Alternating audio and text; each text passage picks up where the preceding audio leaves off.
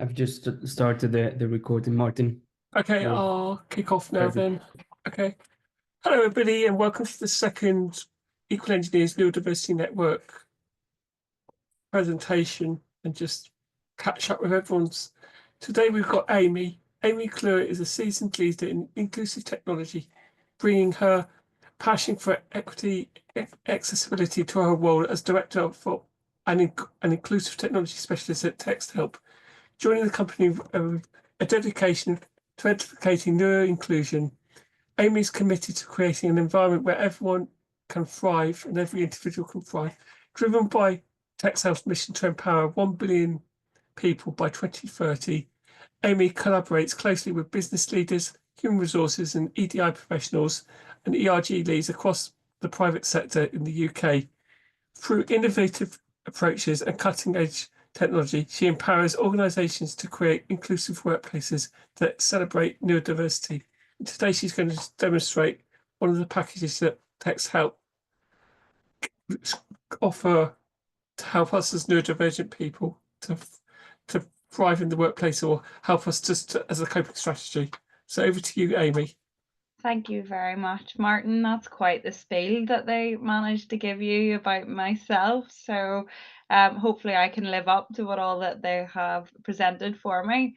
Thank you very much. Like Martin has said, my name is Amy McClure. As you can hear, I have a very dodgy Belfast accent. So I am from just outside of Belfast. And that is exactly where my company TextHelp is from as well. We have been on the go for almost 30 years now, and we have become global leaders in the assistive technology space, really focusing in on supporting those with neurodiversities and different challenges and other areas that we can support. This company sort of directive and where we actually strive from all came from our founder, Martin McKay. His father, over 30 years ago now, had a stroke and lost the ability to be able to communicate. This inspired Martin, the tech wizard that he is, to be able to go ahead and find a solution for this. And that is exactly where all of this drove from. We started out with our product Read and Write, which we're actually going to look at today, but I promise you it's been developed more in the past 30 years than it was back then.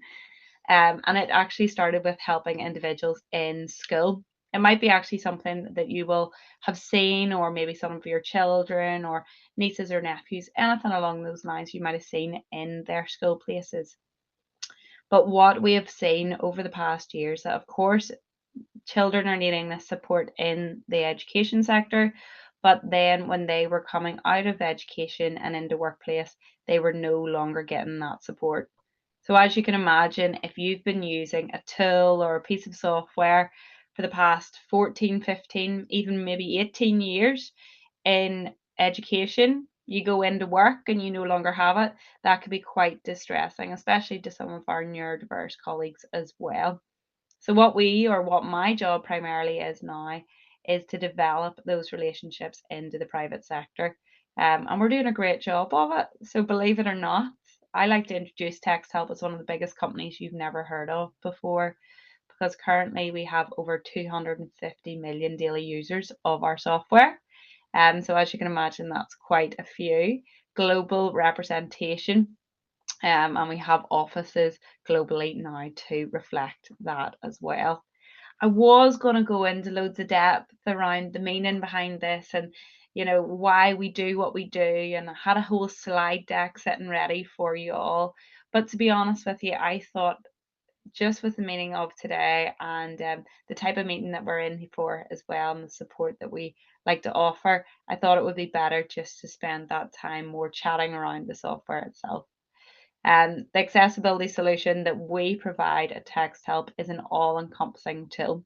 I will promise I'm going to show you it in just a few moments, but it has been designed to be able to help everyone as well. So I might actually just talk through it while I present it on the screen. And I usually would say at this point that if anybody has any questions, that they can feel free to interrupt me, but I think I might get a slap on the wrist for that. And if you want to ask any questions, you can either leave them to the end of the session when we wrap up, or you can stick them in the chat box. I'll do my best not to get distracted by you, and then we will definitely address them at the end of the session as well. So what I'm going to do here now is actually just jump into our software itself, present it to you, and let you see it, hopefully for the first time, or maybe not. I know Martin has had a sneak peek at this before, so hopefully maybe some of the rest of you have seen it as well. So I'm just double checking there. Yes, the screen is presenting. So what you're looking at here now is a very, very simple and bog standard, as we would call it here, document.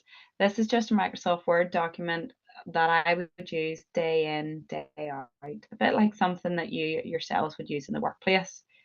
Now, read and write, as I mentioned, is something that we have grown and we have built and changed over the years. And one of the big things that we saw when we developed the workplace version of the tool is the need for discretion. We're all aware that 20% of our population have neurodiverse challenges or conditions. But one of the challenges that comes with that is actually that 76% of those individuals do not feel comfortable disclosing their challenge or their neurodiversity in the workplace. So what we see with that is the need for discretion in the tools that we are supporting them with as well. So you can see hopefully what I mean by that is this little tab that's up in the top right hand corner of my screen is read and write. It's been sitting there in the background as you're flicking through your different documents. As you can see there, it just sits at the top of the screen. So if I just scroll back to the top and click on the little read and write icon, you can see it will simply deploy at the top of your screen there as well. The toolbar itself, as I mentioned, is designed to be discrete.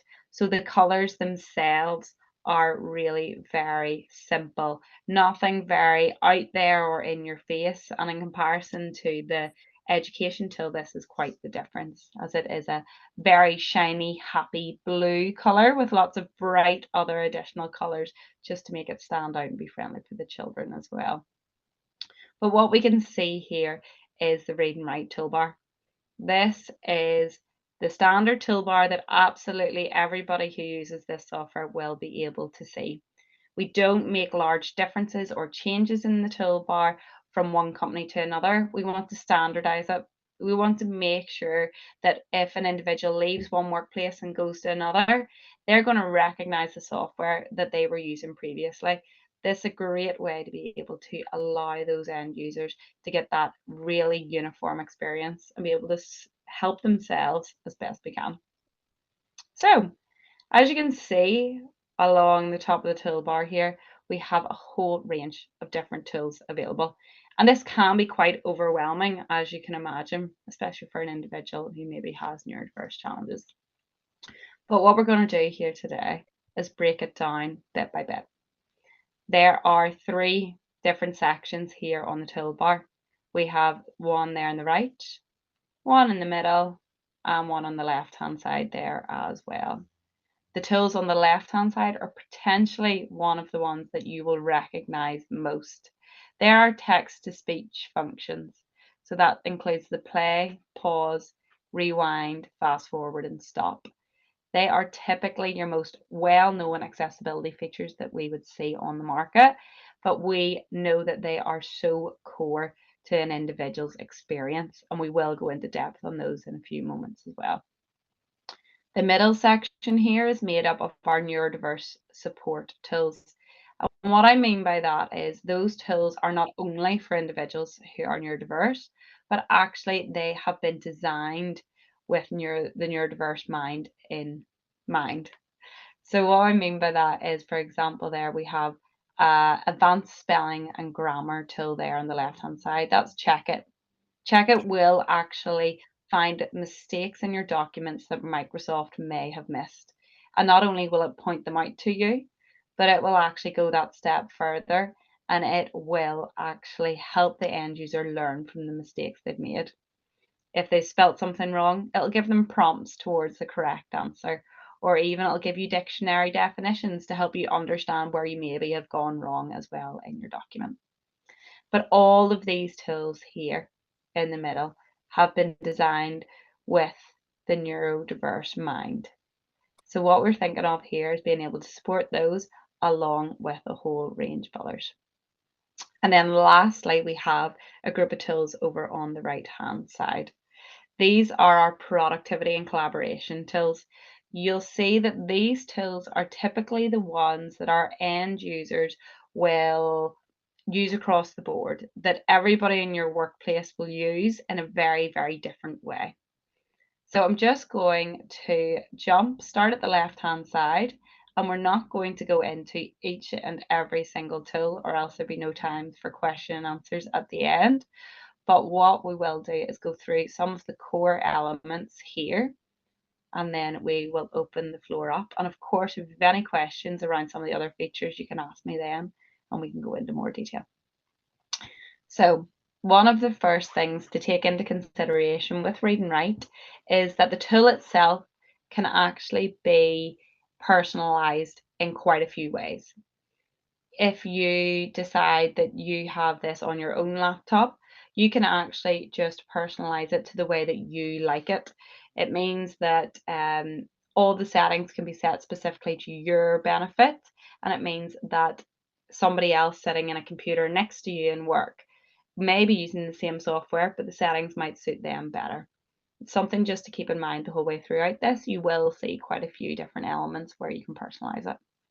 And we're going to see the first element of that straight away here on the left-hand side there, the text-to-speech. So the text-to-speech function, as I mentioned, probably one of the most well-known elements when it comes to accessibility. But what we do with our text-to-speech function as well is we've included a second element to it. So we've included a dual highlighting support. The dual highlighting is designed that whenever that text is being read aloud to you, that the highlights actually follow along with it. I will turn it on in just a second to let you see what I mean, but that simply means that not only is your mind or your brain taking that information in an auditory manner by listening to that information, but also your eyes are being forced to track along the page. So that information is going in visually as well.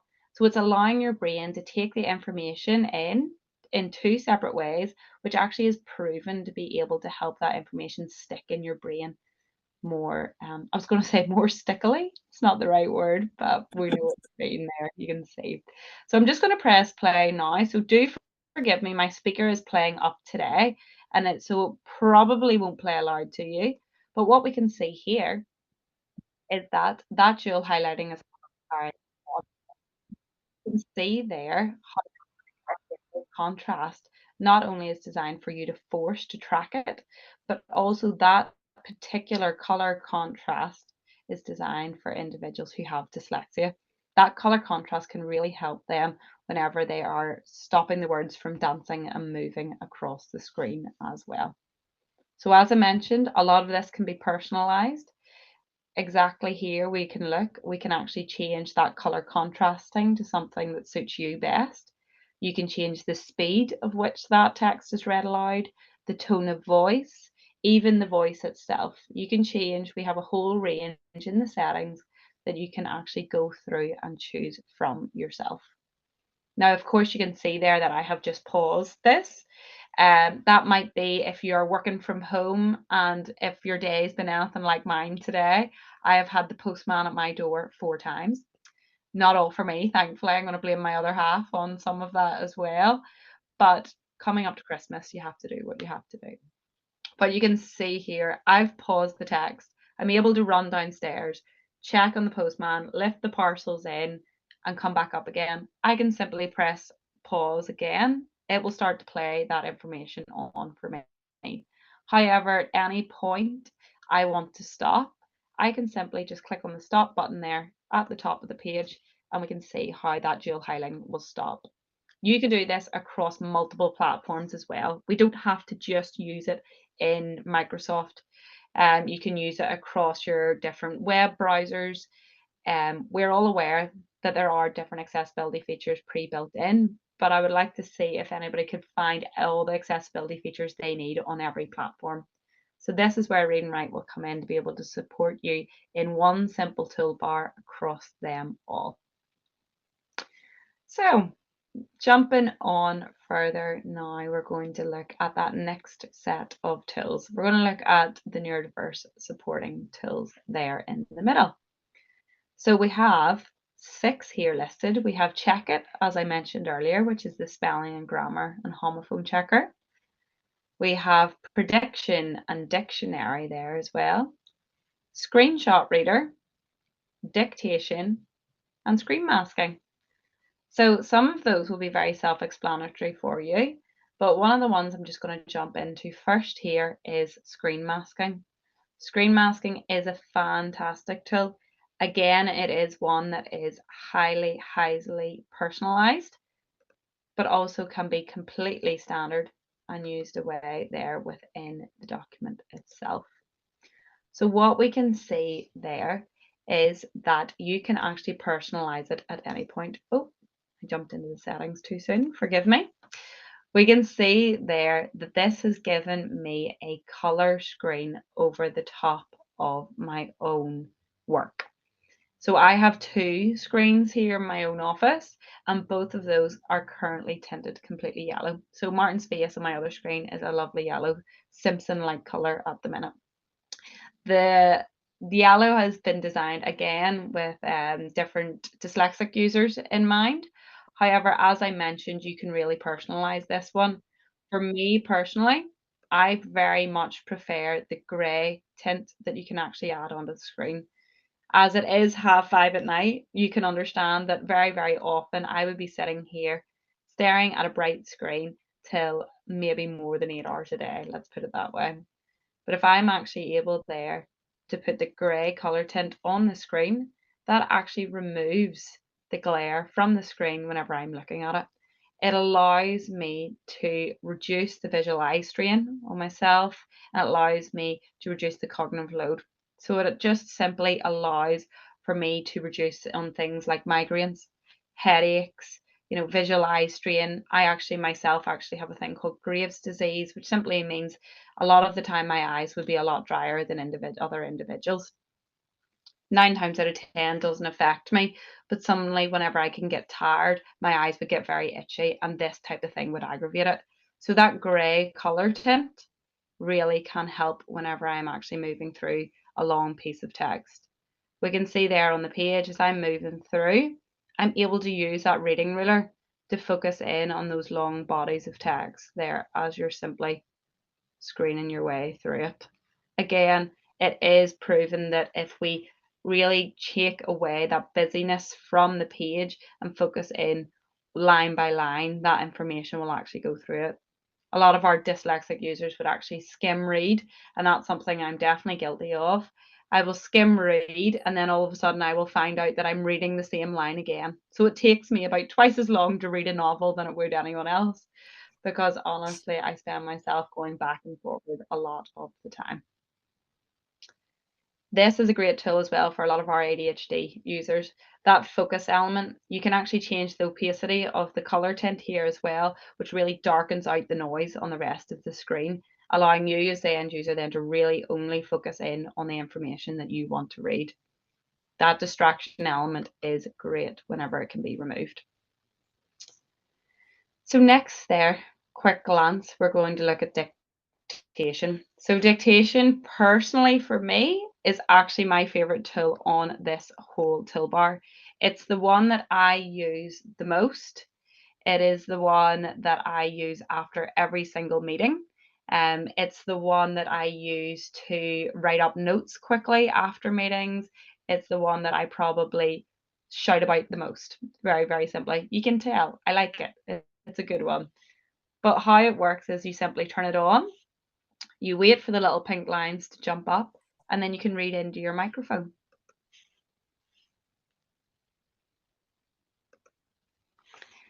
Thank you very much for joining. Oh, excuse me. Oh, for goodness sake.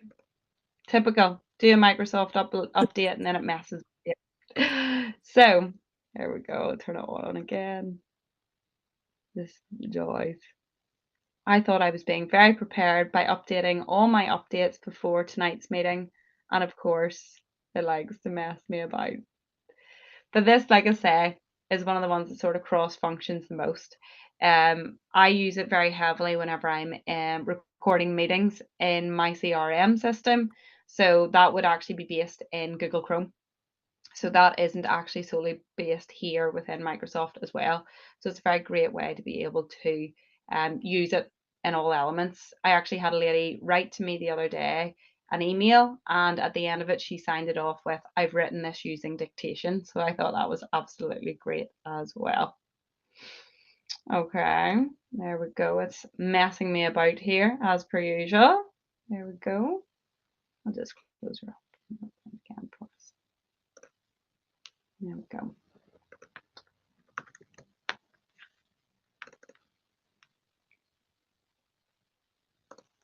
Okay, just give it a wee second there while it opens back up there for us. It's, what is it? If in doubt, just turn it off and on again. That's what the IT team say for us a lot of the time. But yeah, this is the joy of it. A lot of our other tools that we have embedded within the toolbar itself include dictionary and prediction. These are tools that we use on a daily basis, tools that we don't even realize that we are relying on. Whenever you are sending a WhatsApp or a text, you're relying on prediction without even realizing it. Some individuals who maybe aren't strong spellers or have a low reading age would actually rely on the dictionary or the prediction on an iPhone or in your own mobile phone quite a lot. As you're writing a document, you can actually use the prediction tools there as a spell checker. So as you're writing along, you can actually use it to be able to double check what you're actually typing is correct and how you spell it. So, of course, another way to use this is exactly like it was intended, a prediction tool. So as you maybe are writing long repetitive reports, you can use this as a prediction tool to guess what's coming next. And then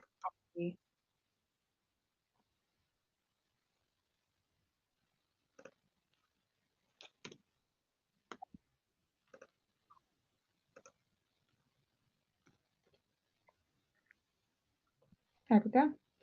So we've just brought up a sentence there. Thank you for joining me today, that you were able to come. Really, it is all about you being able to create up those information, those documents that can suit you best. As I mentioned there previously, it is a great spelling checker as well. So for somebody like myself who spells things quite phonetically, the word, for example, physics could be quite a challenge. So if we do phys X, I've guessed that that's how you spell it. Clearly it's not, but if you actually just zoom there, the prediction tool has given me the correct word in the correct spelling. And the joy of prediction is that it will never give you a word which is grammatically or spelt incorrectly as well. So you can see there how this could be such a huge benefit to some of our end users. Allow them to write at a higher reading level with more confidence and removing that fear factor or asking a colleague, could you proofread that for me before I send it? This is a quick way to be able to do that as you're working along. So jumping on there, we do have a few other tools on the right hand side. These are our collaboration and productivity tools. As we can see there, we have everything that ranges from a PDF reader, which does exactly what it says in the tin. It reads your PDFs aloud for you, as typically screen readers and text-to-speech functions actually are unable to access PDFs because they're what they call flat documents. Essentially what that means is they're locked and screen readers aren't able to actually take the information and read it aloud. Whereas our PDF reader is designed specifically to open those PDFs for you in a format that it will then read aloud, again with that dual highlighting support that we have. Our highlighting tools is next up. They have a whole range of different actions or ways of working. And it's one that I always love to show off because I can always guarantee that no matter how many people we have on the call, they would all use the highlighters in a different way. So for example here, I'm just highlighting some of the text here on the screen. For the case of today, let's think, or let's let on that the document we're highlighting is minutes from a meeting.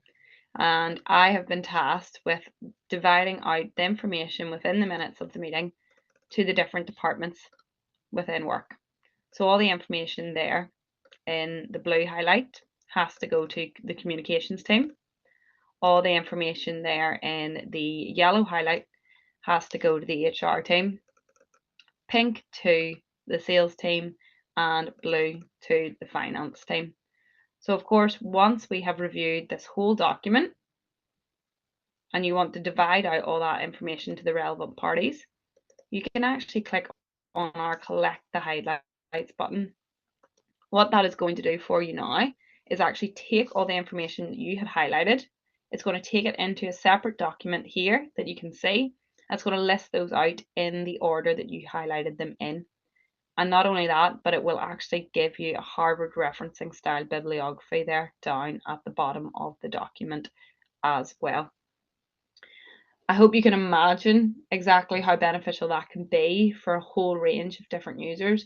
I believe it was actually a colleague of Martin's that I was speaking to, and they had explained to me around how they can be tasked with carrying out a project, but at the end of the project, they can be asked to say, you need to do X, Y, and Z, but then you need to prove to us where you carried out X, Y, and Z.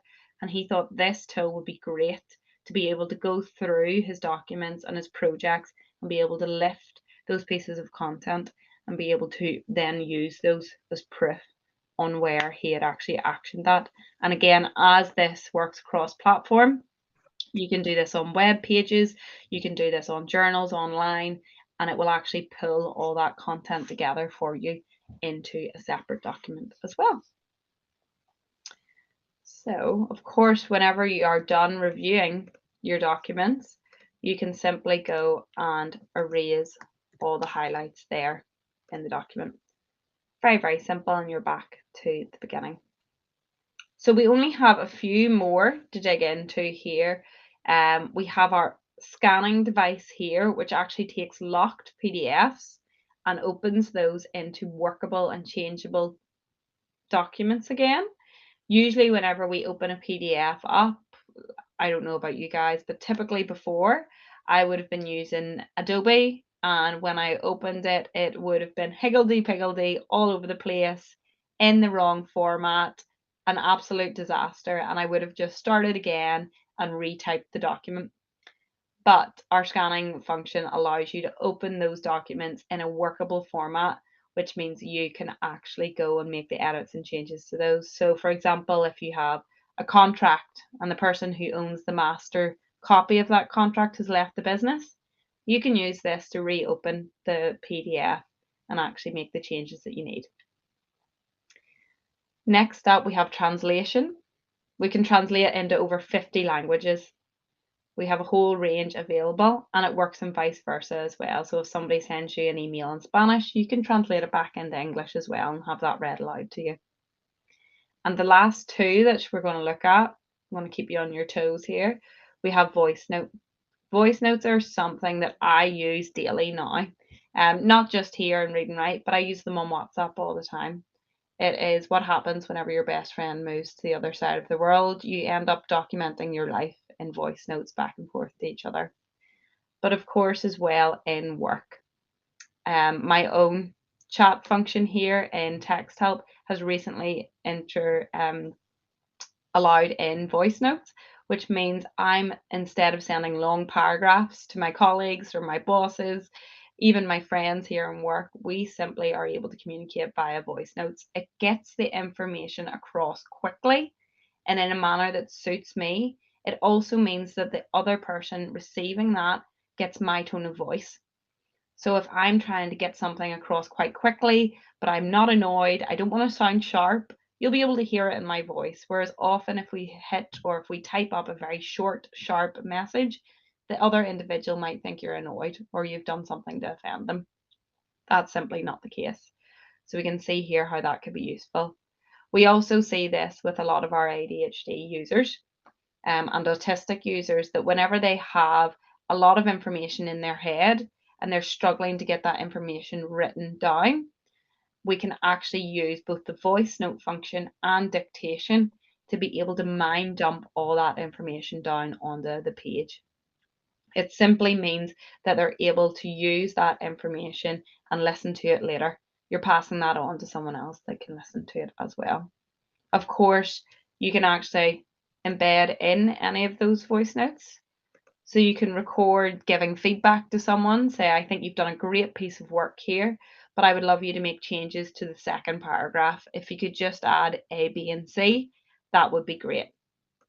You stop it, you insert that into the document, and even now, if you send that document on to someone else who does not even have access to read and write, they will still be able to listen to that voice note. It's allowing everybody to access that information in a way that suits them best.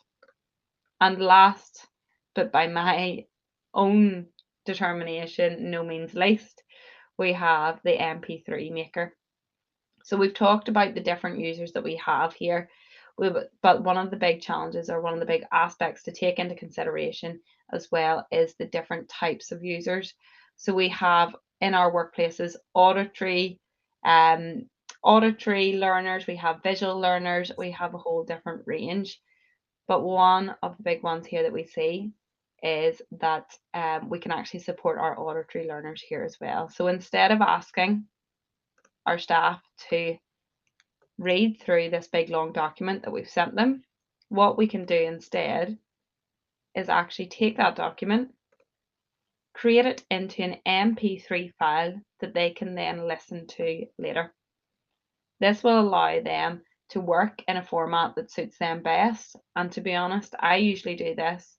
And when I'm taking the dogs out for a walk at lunchtime and I have a report to read and give feedback on, this is a great way for me to be able to get that information into my brain in a way that suits me, allows me to come back from that walk and be able to write up the notes straight away. It's making an efficient use of my time and allowing me to work smarter, not harder. And that is what you'll see a lot of the way through this. We're being able to support your staff in a way that suits them best. So that, as a very, very quick run through and synopsis, is a very brief introduction to Read and Write itself. Martin, I would love to hand it back to yourself, see if you yourself have any questions. If anyone else has any questions you would like to ask, please feel free to stick them in the chat or even send me a message separately. I'd be more than happy to answer them. Thank you very much. It's brilliant. Every time I hear you speak, it's all the software. Every time I use it, it's just amazing what it can do. Brilliant. It's just little things that you just pick up on. Yeah, and I think we see that more and more. It's probably one of the best bits about my job is that I do get to speak to a lot of our customers. I spend a lot of time with individuals who rely on it daily. I spend time with individuals who pick it up every once in a while, but spending time with these individuals, you get to see all the little tricks and traits, things that I never would have known or I wouldn't have used it as. I now do because I get it from other people. Yeah. Should I kick off? Yeah. We talked about this in the last meeting we had, because we did this as part of my employer.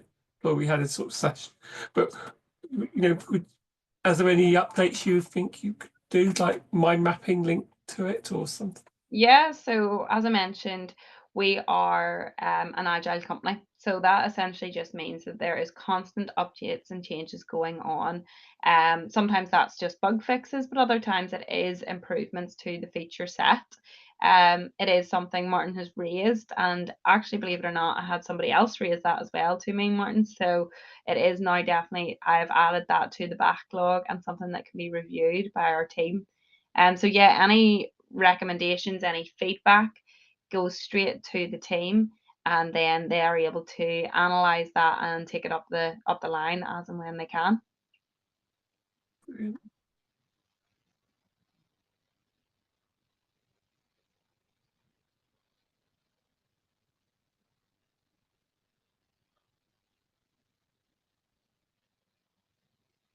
Any questions?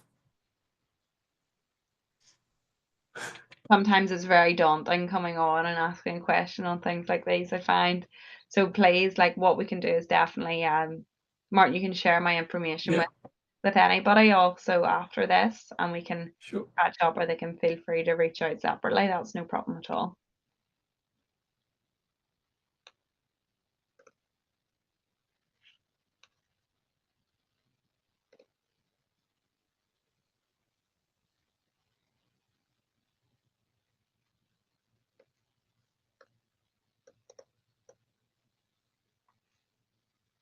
You see AI being more using, sorry, I get my teeth in. Do you think AI is going to be important in the way that the software is going to be used in the future? Have you been Yeah, discussing that as a company? definitely. I think we would be foolish not to take AI into consideration moving into the future. But one of the things we do take very seriously is the fact that we're dealing with a lot of people's information and data. So currently we have absolutely no risks in terms of data security. We take things very seriously in that element, and AI can often cause challenges there. So really what we need to do before we embed anything or change anything in that matter of fact is make sure that it can compile with all our own data security elements that we already have in place. It's the joy. Because Copilot's quite powerful in that respect.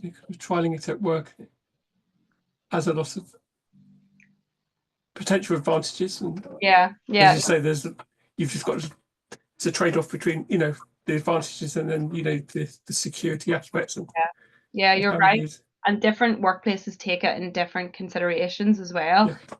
We have a lot of um large corporations who come to you because of the fact that we take the data security so highly and so seriously.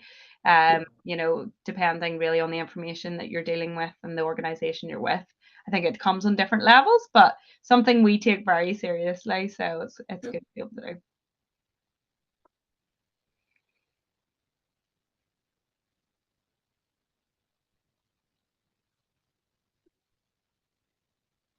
I'm not very good at small talk. That's fine. I think we didn't worry about the small talk at all. I think it's grand. There's no problem. If anybody really doesn't feel like asking a question, that's not a bother.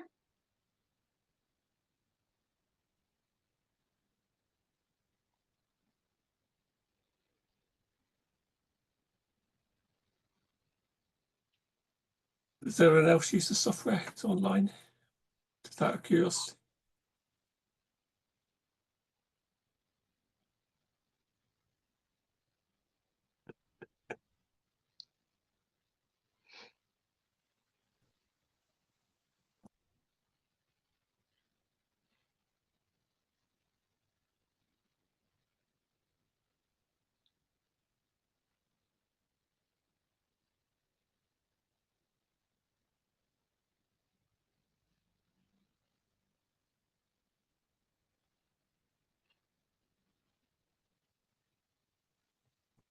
There we go, Rebecca. Yeah.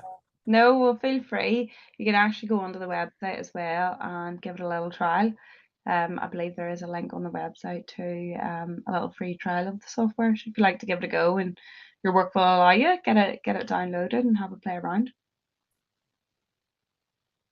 It's very affordable for companies to pay for reasonable adjustments. It's not Yeah. Microsoft. It's not Microsoft prices. Mm. But I'll probably get cut off now. You're gonna get banned forever. Yeah.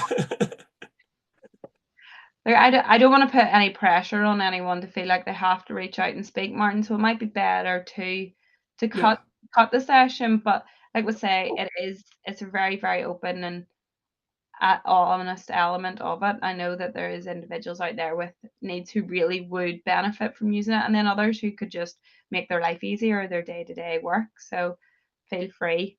Yeah, I mean, from my experience, people look at it when I use it and they just think it's amazing, and then they could use it for their own neurotypicals. They use it as well because it's got so much accessibility for other people. Exactly.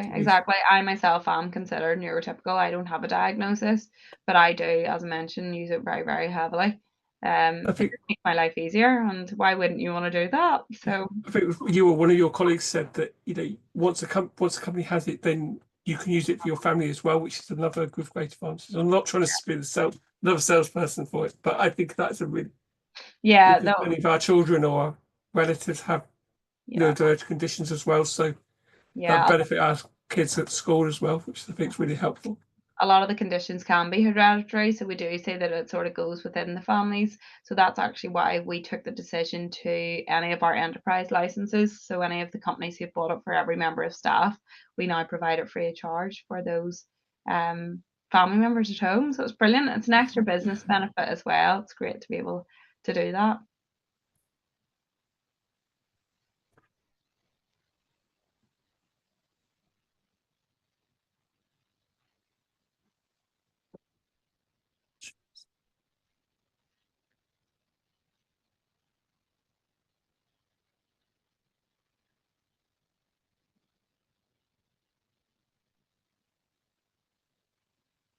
Should we call it a wrap, or do you think?